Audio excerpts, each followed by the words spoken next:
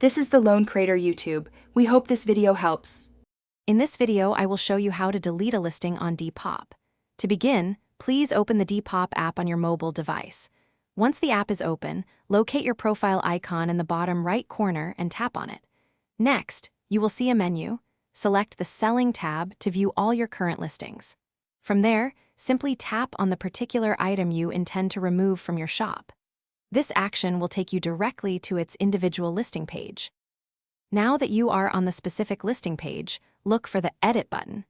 This is typically located towards the top right or sometimes at the bottom of the screen. Tap this button to access the listing's modification interface.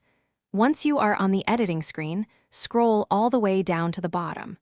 You will clearly see the Delete Listing option, which is usually highlighted in red, indicating a permanent action. Once you tap the Delete Listing button, a small pop-up window will appear on your screen.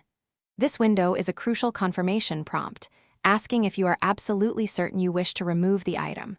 Please take a moment to carefully read the message presented in this pop-up. If you are confident in your decision, proceed by selecting Yes or Confirm. Your listing will then be permanently deleted from your Depop shop. Remember, deleting a listing is a permanent action. Once confirmed, it cannot be undone. The item will be immediately removed from your public shop and your personal selling tab. If you sold an item outside Depop, you might consider marking it as sold instead of deleting.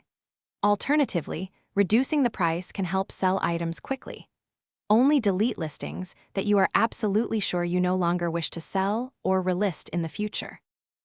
Thanks for watching. Consider subscribing if we helped you.